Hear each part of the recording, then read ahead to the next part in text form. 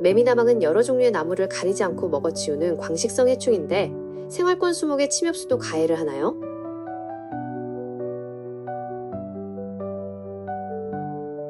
매미나방이 추운 겨울을 나는 형태인 월동태는 무엇인가요?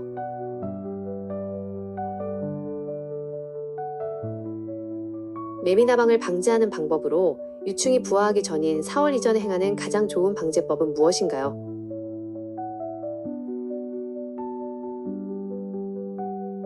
전 세계적으로 널리 알려진 매미나방의 별명은 무엇인가요?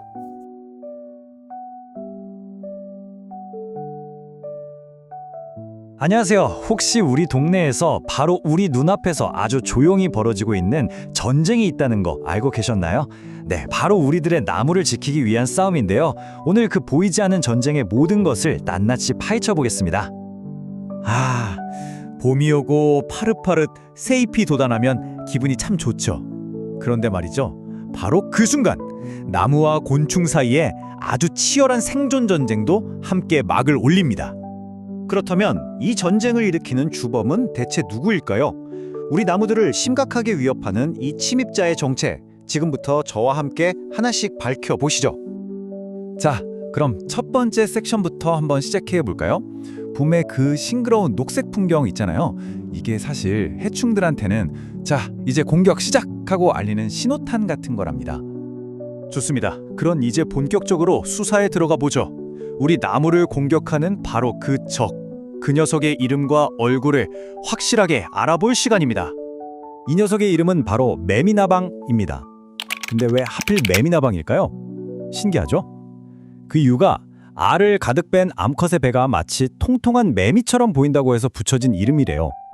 사실 그거 말고는 매미랑 닮은 구석이 하나도 없는데 말이죠. 이름 때문에 오해하기 딱 좋죠.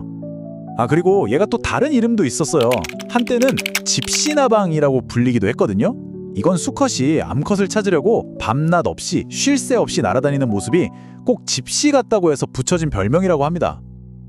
여기서 정말 중요한 거 하나 짚고 넘어가야 돼요. 많은 분들이 이 매미나방 애벌레를 소나무 해충인 솔나방, 그러니까 송충이랑 헷갈려 하시거든요. 하지만 아주 결정적인 차이점이 있습니다.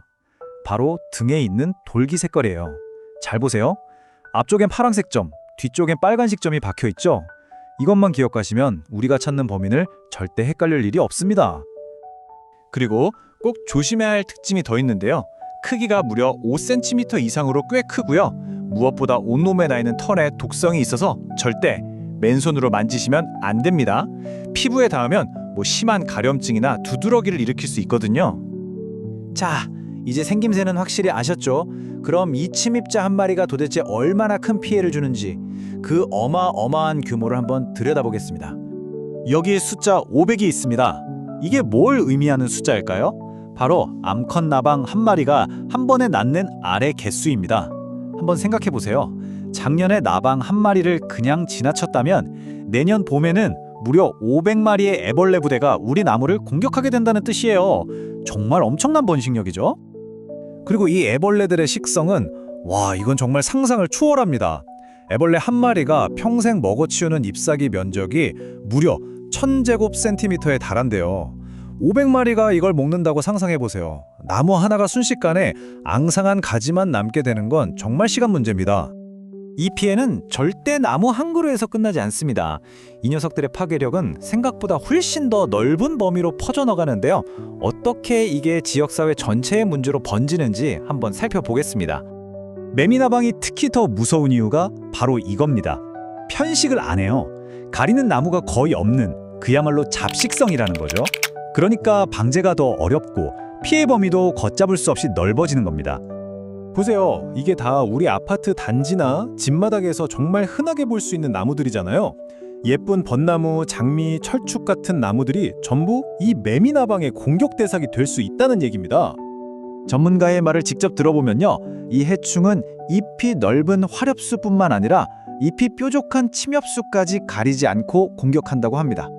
다시 말해서 사실상 거의 모든 종류의 나무가 안전하지 않다는 뜻이죠. 자, 지금까지 적의 정체와 그 무시무시한 파괴력을 확인했습니다.